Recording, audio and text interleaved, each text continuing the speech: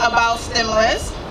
Stimulus is a technology and media company based here in Philadelphia, and we provide a platform to connect communities such as entrepreneurs, creatives, nonprofits to resources including grants, sponsorships, and contracts. And then we also work with resource providers such as different brands, corporations, city government to help them connect to you guys. So we give them tools and analytics and our technology to help them connect to the community in which they're trying to serve.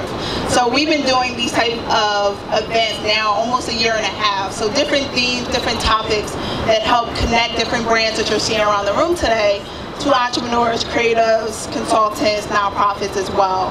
So I want to thank all of our sponsors here today. We have AT&T who's here.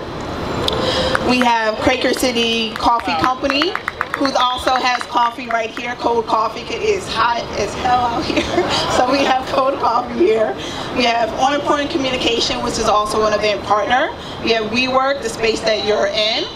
We have Switchboard Live, which is an event partner, and we're live on live stream right now. We have Score Philadelphia, who's also here, Scott over there. And I want to thank all of our brands. We have Coca-Cola in the back, Kiki Vodka, official vodka sponsor. We have Barthen's and different people throughout the room. We have our financial guru, Dylan, in the back. He will be talking to you. So as we're helping people find different resources in business, he will help you financially. We have Fiverr over here doing their thing. We have Seabrom H2O, which is the award up here that we have for our speakers and our panelists. And Rashad is over there. He will be speaking soon. So before we get into our speakers, we really want to talk about our donation. Like, we always want to be a resource for an organization. So we decided to be a resource for this nonprofit here. And I'm going to bring up Rudy, CEO of Switchboard Live. So each event we try to give a resource either to like a for-profit or a non-profit company.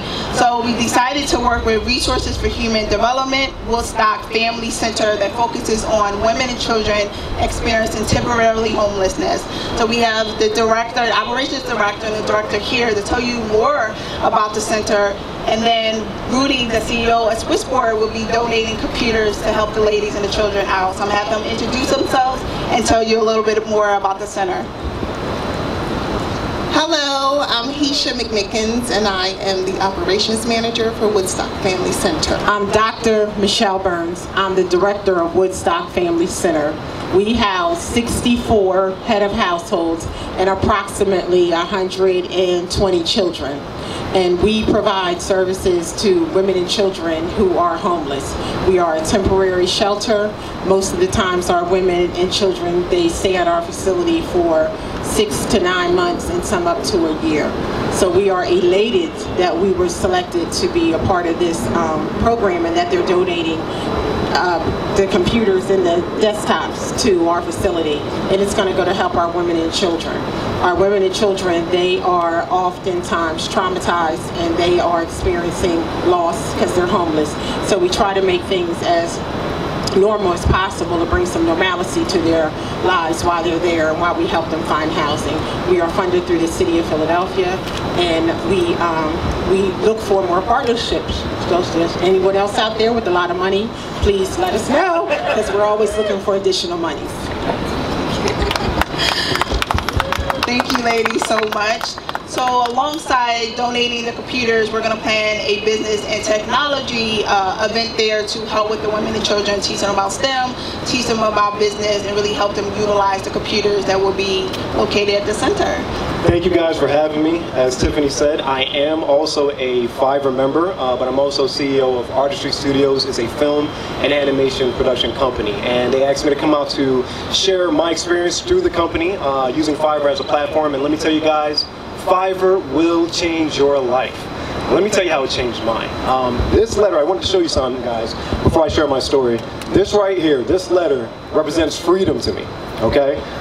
AKA my resignation letter. 22 days ago from this day, I actually quit my bank job, a nice, well-paid salary job, so I can pursue my business full-time. And I wouldn't have been able to do it had I not had the Fiverr community supporting me as I made this transition, okay? So Fiverr is a platform where you can sell your services as well as buy services for your business. And let me tell you guys, I wish I would have started selling on Fiverr years ago.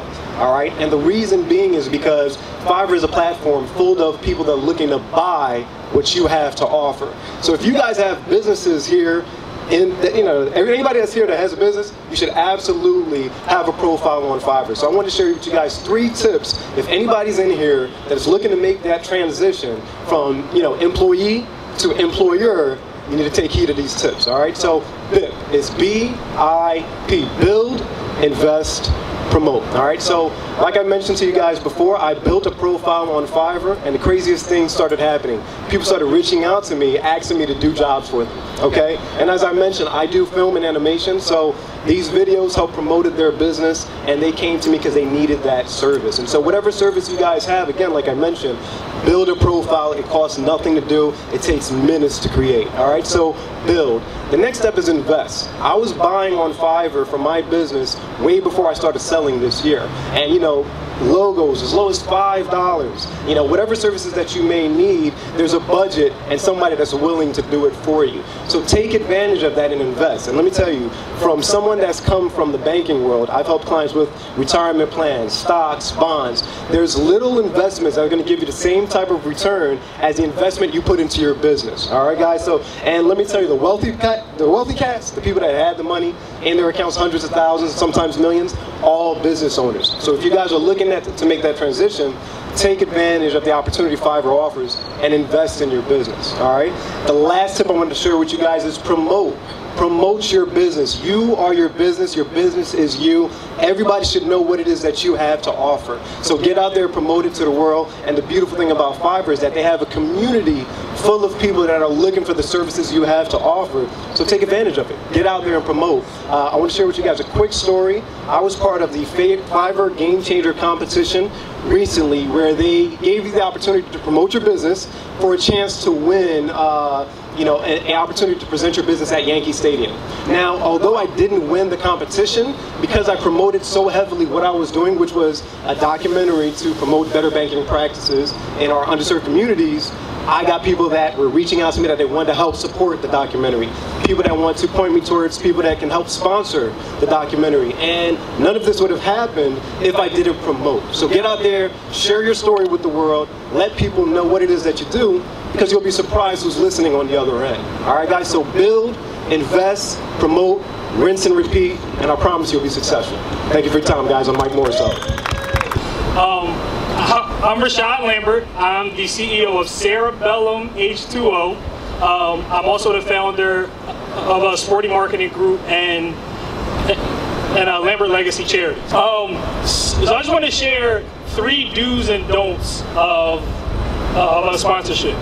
Before I started my own company, I spent 8 years in corporate America, and I worked with a lot of corporate sponsorships and like corporate partnerships as well. And I've seen a lot of good stuff, and I've seen a lot of bad stuff. So I wrote these down because my memory is bad, because I'm starting to get a little bit old. So bear with me. All right, so 3 do's and don'ts.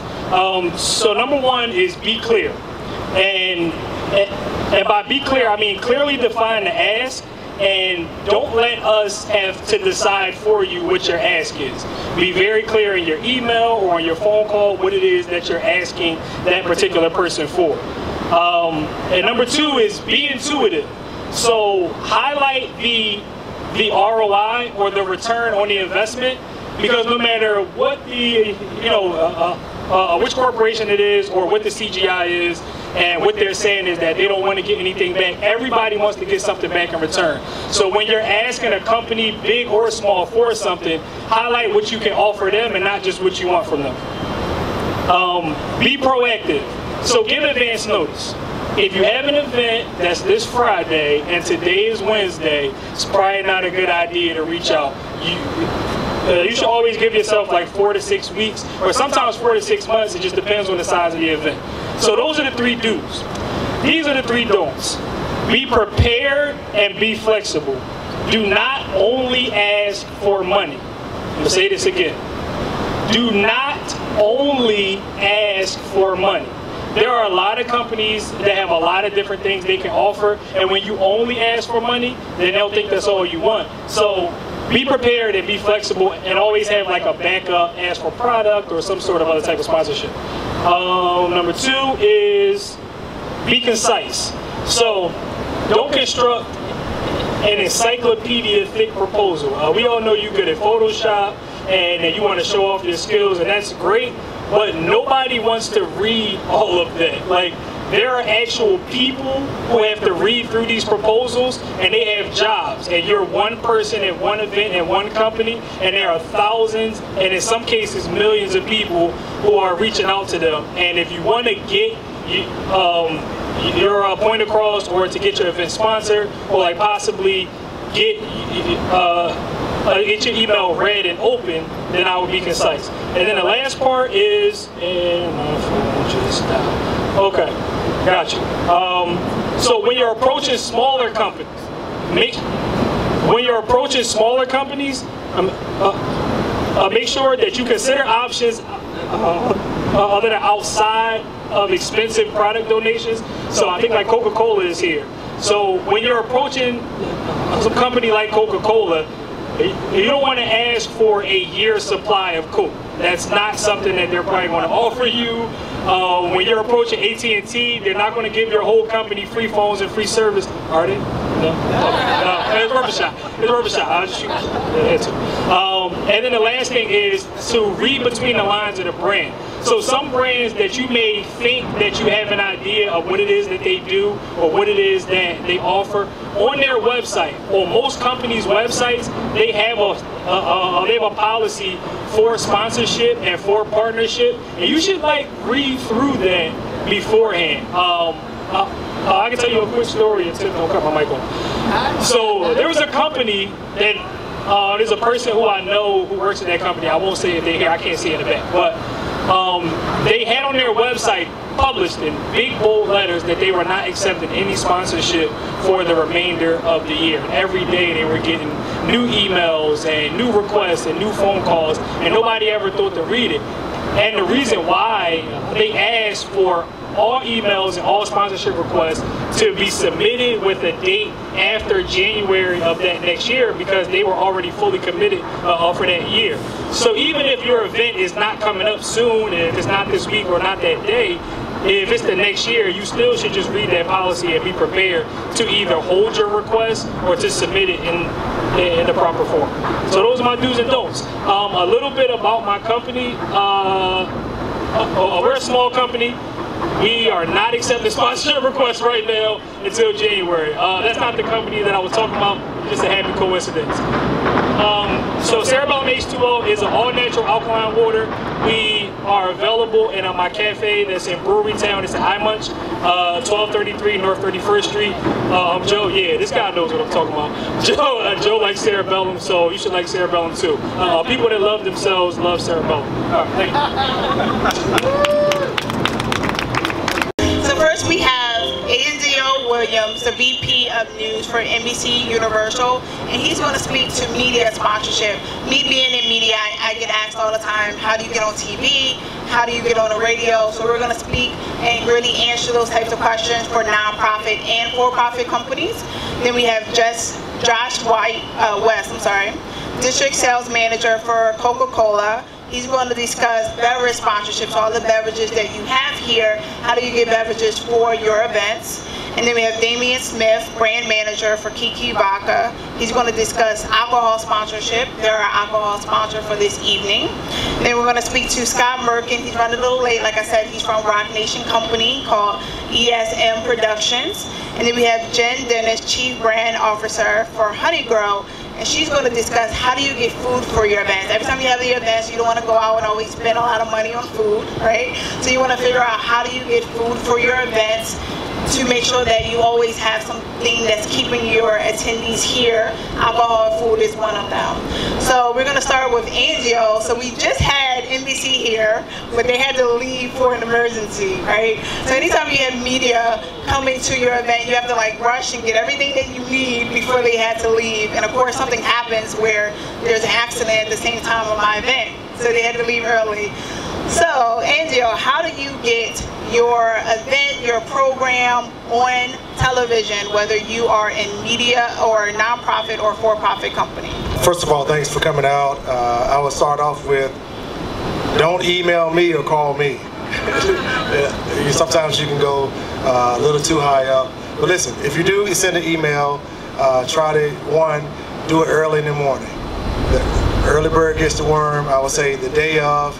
Most TV stations, we're check by check. The day of stuff is great. So that's the first thing. Send it early in the morning. Try to reach out to the television station at a non-news time. If you call us in the middle of the newscast, usually everybody's busy. If they're not busy, something is wrong. So do that. Two, if they are coming to cover your event, you won't know. You have no idea. So even, today Tiffany and I kept communicating. She's like, hey, is somebody coming? I said, hey, I don't know if there's going to be breaking news or not. So I was actually surprised to see the photographer come. And then I walked over and I said, hey, you got this guy for 15 minutes before something blows up, somebody is shot, something is going to happen. And sure enough, right in about 15 minutes, it was like SEPTA was shutting down stations in Center City. And I looked at my guy and I said, hey, did you just see that email? That's you. You're in Center City. You have to go. So breaking news will always be the priority for us all day long, no matter what type of event that you're having. So the timing is everything when you're having your event. The next thing for us is make sure your press release speaks for itself when you can't answer a question. My folks are not going to pick up the phone and call you.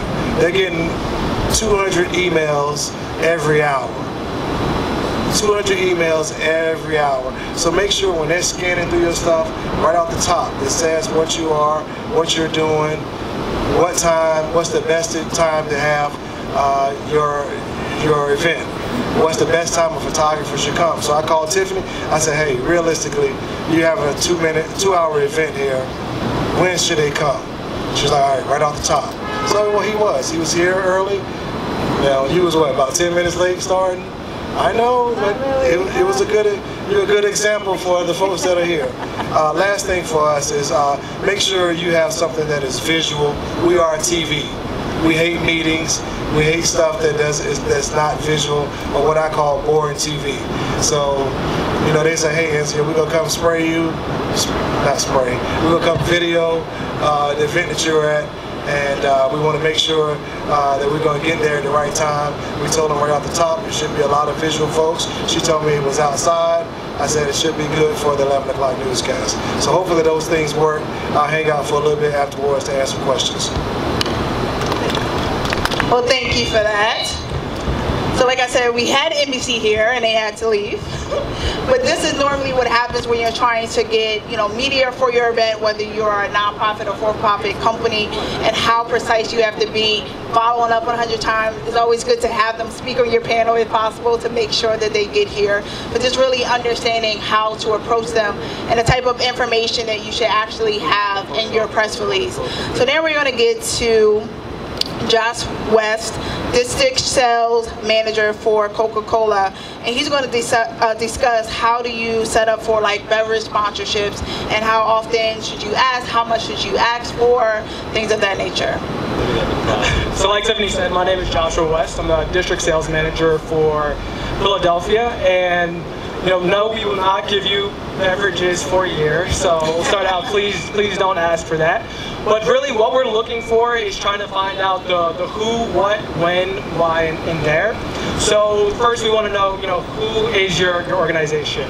Primarily, we like to partner with nonprofit organizations. So in your request, please let us know, give us a brief description about who you are, so we have some background information for our team locally in Philadelphia. When we need to know a date.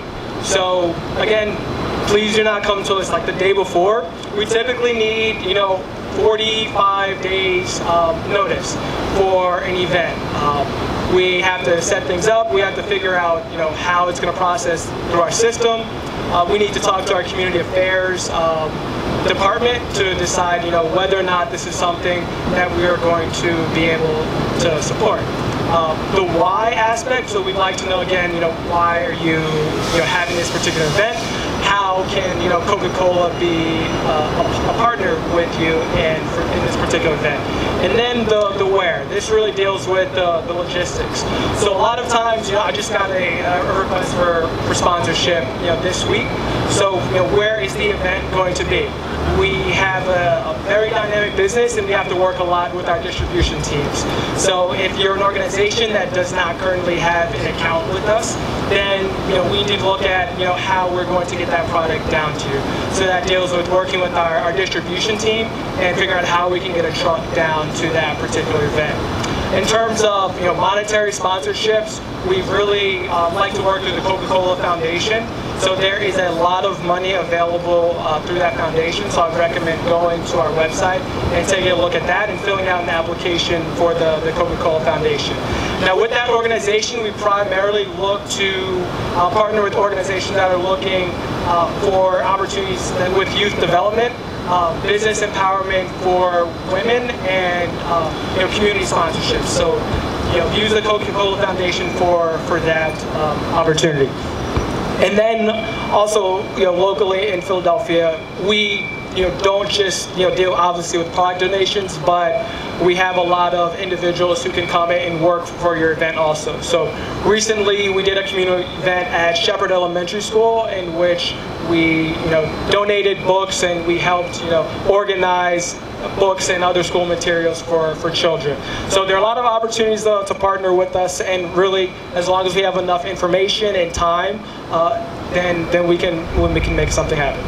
So you talked about the foundation, which normally is money going towards nonprofits. So when did you decide to work with, there's a lot of for-profit companies here and consultants here. So when does a company such as Coca-Cola decide to fund an event for a for-profit company, and would that be the foundation or the marketing department or another department? So locally in Philadelphia, so the way the company works, we have the Coca-Cola company in Atlanta, Georgia, which everybody pretty much sees. Locally in Philadelphia, we're working toward becoming an independent bottler. So we'll have a lot more opportunity to work with for-profit and non-profit organizations in Philly.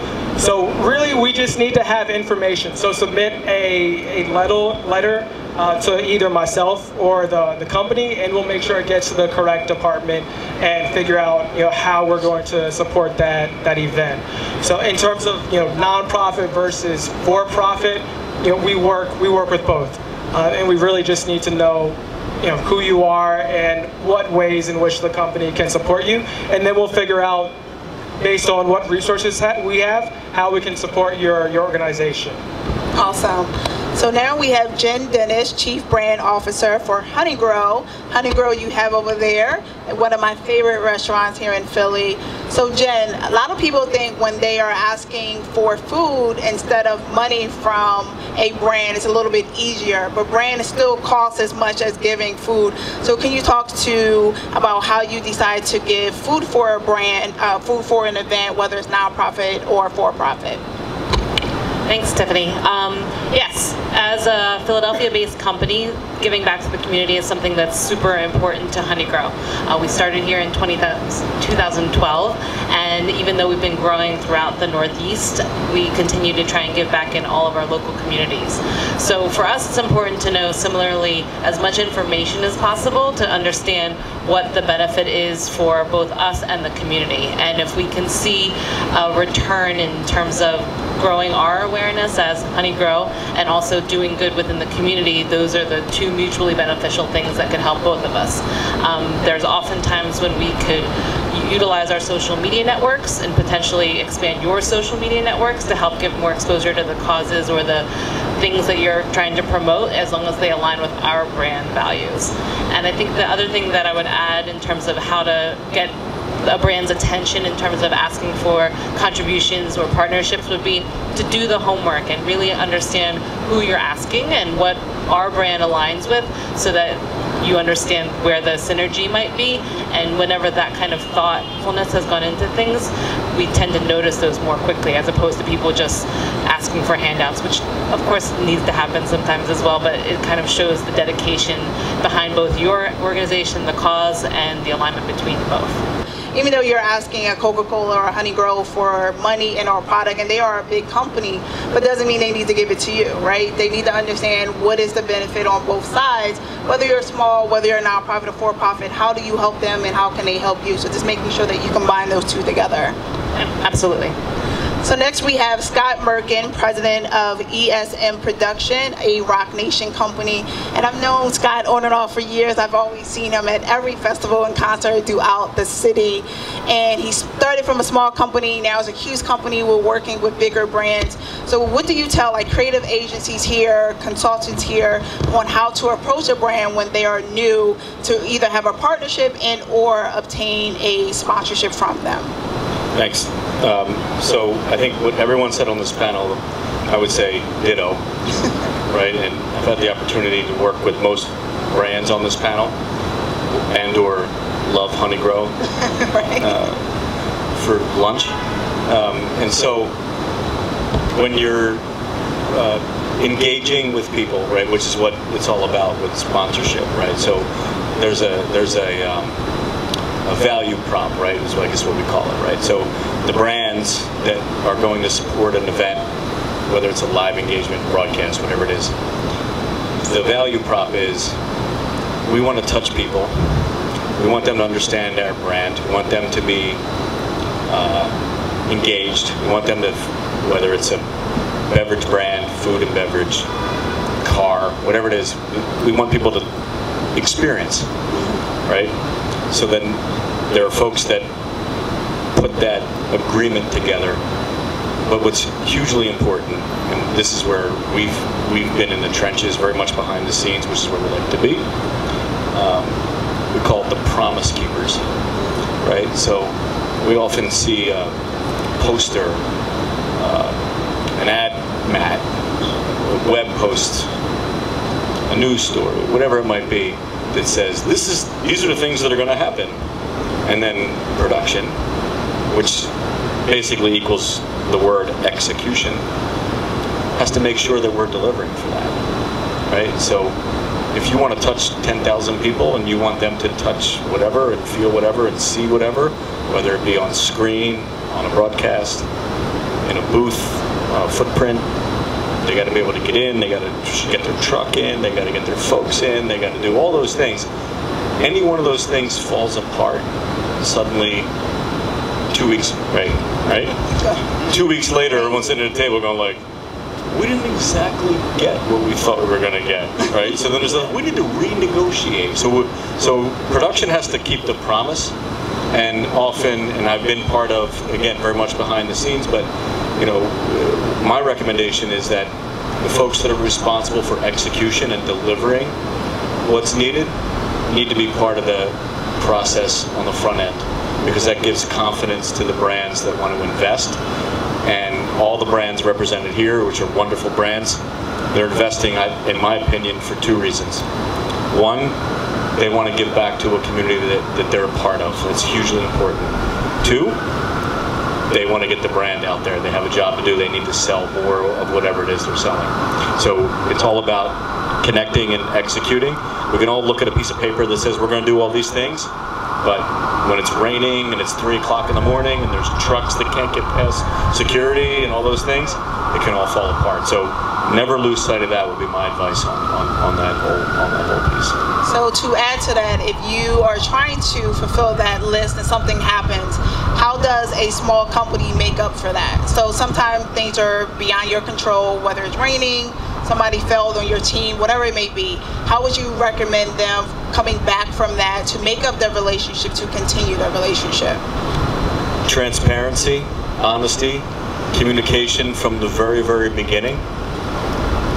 Don't sell something that you can't deliver, and also be really transparent and honest about what the vulnerabilities are, what's the real risk factor, and set up as much as you can a backup plan. And so if A happens, we're going to do 1, 2, 3. Right. And with the brand, the sponsor, and everyone involved, we call them stakeholders, right?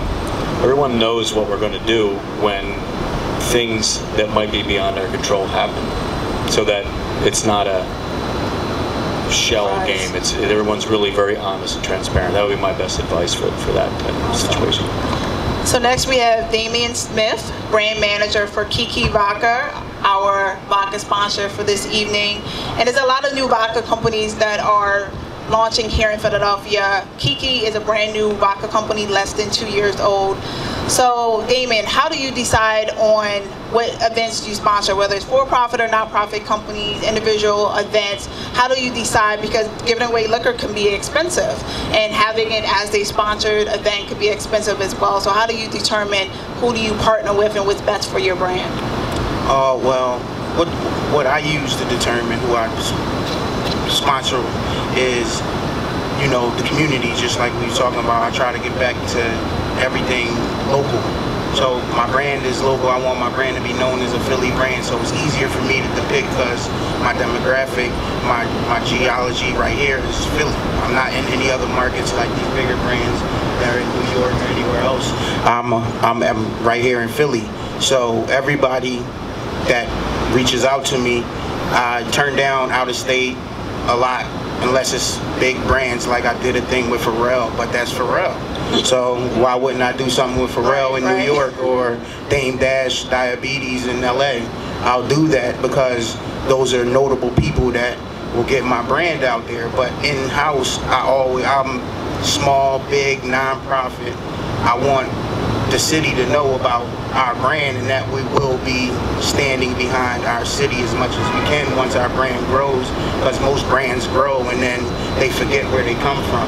And these are the people that help my brand get out there to the public, is the Babe Beauties and Tiffany and Terrence here. He has a radio show. I sponsor his radio show, his whole station. And just local stuff, like they're all local, small. Everything I do is small because the people here speak to the people here. They don't travel to New York every morning and come back. They're usually here in the city. So I just continue to build in the city, for the city, about the city, and this is how I depict who I choose right now. And you know, our brands have to align, just like she says. You know, we're gluten-free, GMO-free. Like, we just want to still be aligned with the health conscious, the clean, no ruckus. Like, I'm alcohol brand, in the music industry, everybody wants sponsorship. I could have did a lot for artists and all different types of people, but, I want to make my brand be very clean and decisive on what we want to stand for before, we get to the bigger level. Right? Branding is like babies. You have a child, this is the child here, and then the people that put together these sponsorship packages, they're like babysitters. You don't just let your baby go anywhere. You have to show, some kind of character to be a babysitter, to watch my child. So, or to educate it on somehow. So that's how I look at it. Like, would I let my baby go to your house and party? So that's how I look at it, I like that analogy. So you can raise your hand and we will call on you. Yes, lady in the middle. You come up here to the mic. Thank you all for giving us insights on the way you think and the way you make decisions. I was curious, by the way, my name is Zoe Kwok, and I'm founding a nonprofit called the Collective Success Network, and that's to help first-gen college students succeed, achieve their personal, professional, and academic aspirations. So what I wanted to ask was, how do you go from being a one-time event to becoming a long-term relationship where we come back again and again, and you know who we are, we know who you are, our brands align, and it becomes like a long-term win-win situation? Great question. So if it's a brand new event,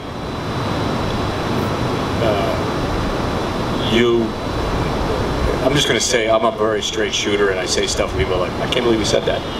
But very rarely, I think, if you're trying to put an event together, whether it's nonprofit, for-profit, whatever it is, right, that if it's the first time, you're not going to make it by going out and getting a bunch of sponsors and finding, I do music mostly, so it's like, sometimes people think, hey, let's go get a bunch of sponsors, get a famous face on a poster, sell a bunch of tickets, make a bunch of money. That doesn't work.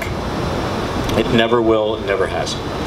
What you have to be in a position to do, in my opinion, is you have to be in a position to fund as if you had no sponsors the first time around, right? And you can't rely on ticket sales, because if Scott Merkin was going to come and sing at your event, which by the way I would never recommend, and Scott Merkin got sick, you have to refund everyone, or you're in a real big S-storm, as we call it, right? So you have to have somebody willing, whether it's a foundation, whatever it is, there's got to be money in the bank to make sure that you got it backed, right? And then it's almost like a VC or venture capital thing. You go to a sponsor and you say, we don't, right guys, like we're going to be okay whether you join us or not. We'd love to have you, but we don't need your money to win or lose this thing. It's going to happen anyway, right? And then what our recommendation is to everyone, and we've done a ton of first-year events. There's a little event that we did the first year, you might have heard of, it's called Budweiser Made in America. Right now it's 6 years later, right? So there's an example, and Budweiser's a different type of brand, whatever, but there's a nonprofit component as well with the United Way, but you have to be in a position to get through the first year. Most festivals and music events and things that I have expertise in, they don't make money the first year, ever, right? And then, and watch these guys, this is what you have to do, watch these guys shake their head yes, because I think they're going to. Go to a potential brand partner with, last year, this is what we did, this is what our demographic was, this is what we were able to provide to folks, and this is how it worked. Right? They're all going like this. Because the first year is nobody, I mean, it's nice and thank you, and every one of these brands that's represented here, I know you guys have all done first year, hey, we think it's a great cause, we're going to get into it, but it's way more, a way more effective use of the dollars and the resources when there's a proven track record, even if it's a year or two. So the first year is the hardest. It's a bootstrap thing, get it done, and be able to go put a really clean deck together and say, this is what we did last year, this was their demographic, this is how many people showed up, this is what their everything was, this is what they want to see, and now you have brands that like, okay, you're going to deliver us an audience, and you have a track record, now let's have a conversation, right? I mean, that's how we would recommend it being done. Angela, what about media sponsorship? Like, how do you get a media partnership for one event or multiple events that you're having? You know, first of all, I always talk about make sure you do your research on NBC, Universal, Telemundo 62, which are the two television stations that I'm responsible for. We're a lot different from ABC 6. We're not the same as Fox or CBS in town. So just make sure you know what we do already before you come to the table. That's the biggest thing. Do your homework on us. Make sure you know a little bit about me. I'm always amazed when, we sit down across the table from folks and they say, okay, tell us what you like. No, you should already know what we like. Do your homework, do your research. And that's it's not me being cocky or anything. I don't have a lot of time. My time is precious. And so by the time... You've got 2 phones. I do have 2 phones. So something is always happening, and my attention is key. So that's important for us, is to make sure you know the difference between the different stations. 2, everything for us is last minute and breaking, so there has to be things that are not last minute and breaking, and that's you. You can't be, so you have to get, if you want to get an event or you need an anchor to come and MC an event or be a part of your event, that's a process. We're 8 to 12 months out on that, at least. So if you're sending over something like, hey, can you have one of your anchors come and MC my event, it better not be next week. No, because they have vacations, they have stuff going on, and so because of the fact that we drive them crazy on breaking news events, I told a guy yesterday, hey, I'm sending you to Puerto Rico tomorrow on a C-5 military plane, and I don't know when you're coming back. Yeah, so if I'm gonna hit them with stuff like that, by the time we try to hit them with the community stuff, that has to be planned out. So please know that time, the earlier you get by us, get the stuff to us, the better off. If you're coming with a company, let's say for instance, we do Welcome America. That's a big event that we do together. And we start planning that a year out. We start planning it a year out. So it's easy for me to know that that big event that we have going on, that, all right, I need all hands on deck. Everything else kind of falls after that. So please make sure you know what are the events that we're a partner in. So again, that goes back to doing your homework. So what about you, Jen, as well as Josh? So I would say think of your company as or organization as a startup. So you're coming to us trying to pitch us on why we should partner with you.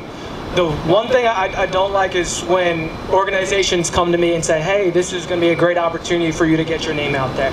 And I sit there thinking, it's Coca-Cola. It's Coca-Cola. We're good on the name. We don't need to get our name out there. So how are we going to be beneficial to you? Are you looking to have brand Coke sponsor? Are you looking to have Glasso brand sponsor?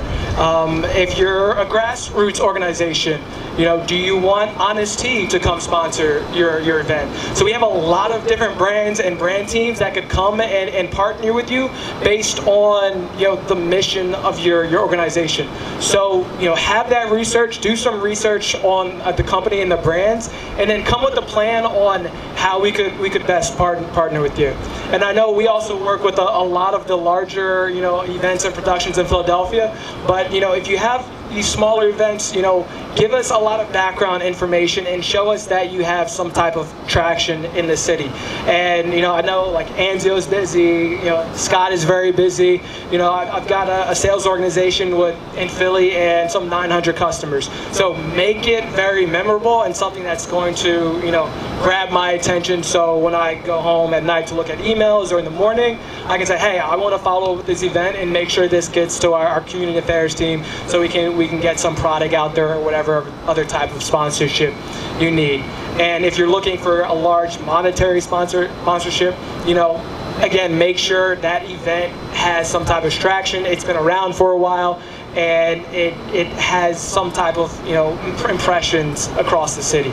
Otherwise, it's going to be hard to get a large monetary sponsorship. But again, focusing on product-wise, let us know how we can be a partner and what particular brands you're looking for, and how those particular brands best represent, you know, your organization and what message you're trying to promote.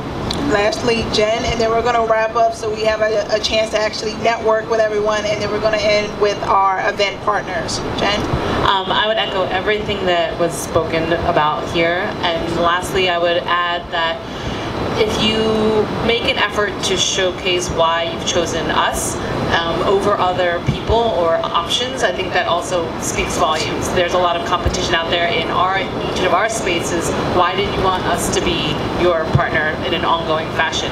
Why did you choose us? What makes it special for us? How do we know that there's not going to be for us, you know, 5 different types of salads and stir fries and honey bars from all of our competitors? How does that make us feel special? And I think that also goes a long way. So my name's Leonzo, and I run a company called Global Village. We're an entertainment and wellness company. We specialize in interactive events through music therapy, right? And the healing of the holistic community. With that being said, we have these bi-weekly events, right? The Village Jam here in Philadelphia.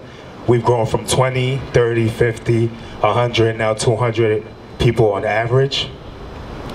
And with that being said, we're taking our events to Houston for the hurricane relief, and we're doing a Village Jam down in Houston next week, right?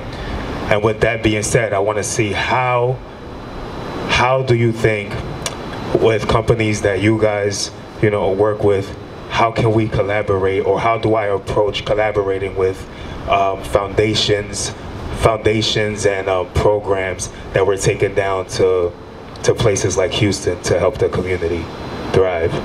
You know, I'm local. You know, I'm Philly first. So there are NBC and Telemundo stations in Houston. I had a lot of people in Houston helping my stations there.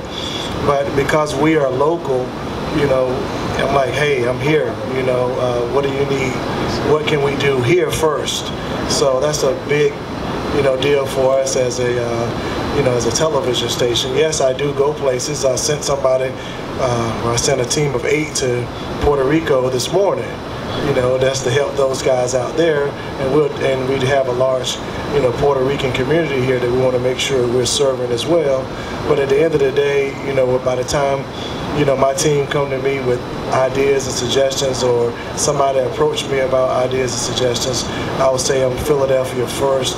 Give me a reason why I'm gonna send somebody to Houston right now to when I need, you know, things done here in Philly.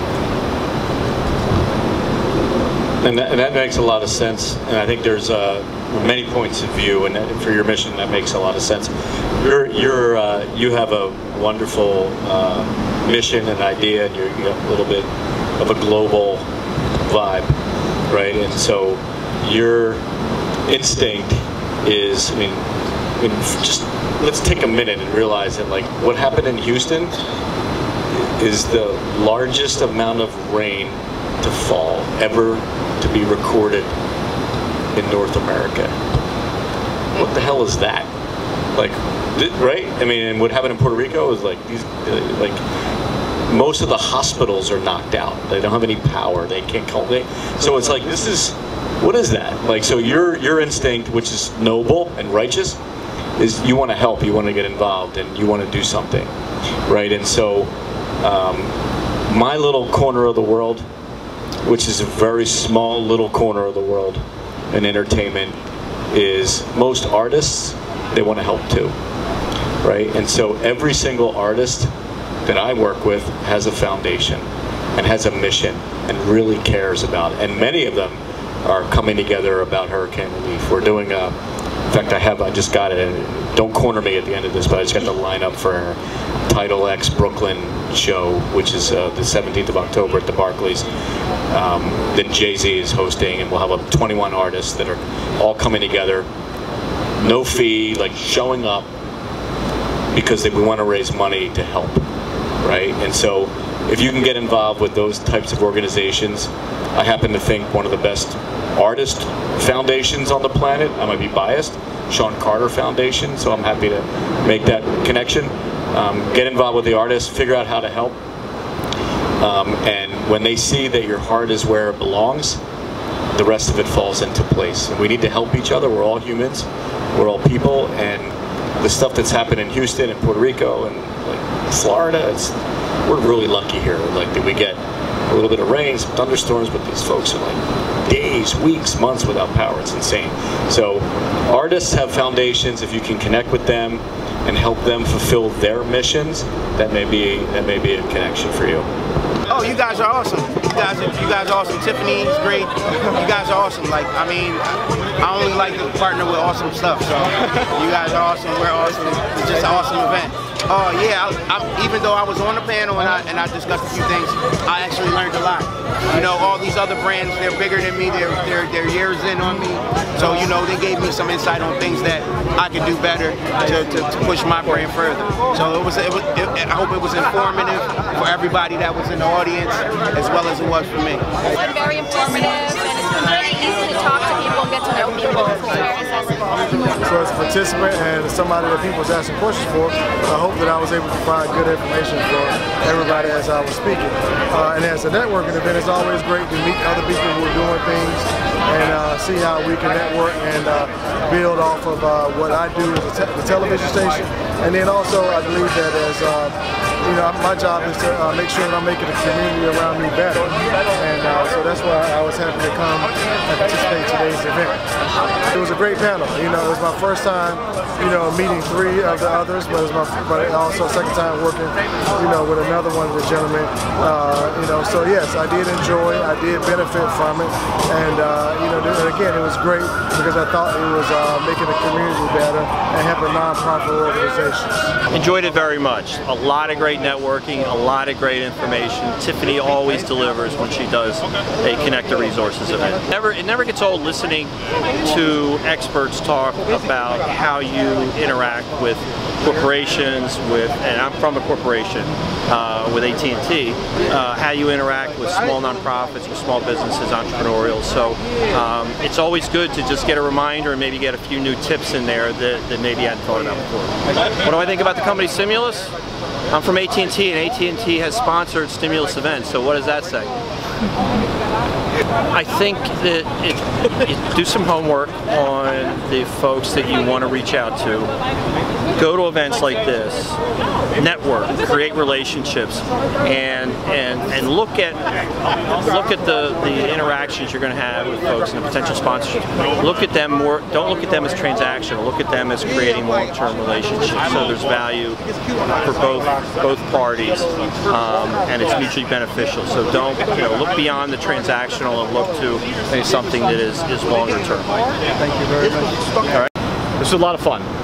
I love interacting with people, meeting people, having real conversations. I find it really rewarding for me to be able to be that person who's like, you know what? I've been around for a long time doing what I'm doing for 30 years.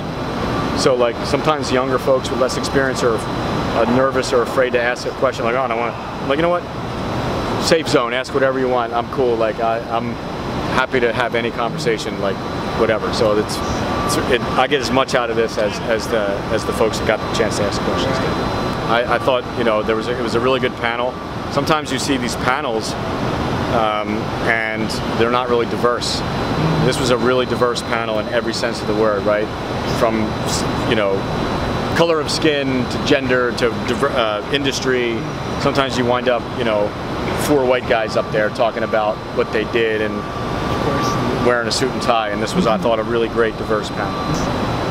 I think it's cool. I think these kinds of, what people don't realize, I think, is that these kinds of conversations, and I don't know how many, we might have had what, 40, 50 people here.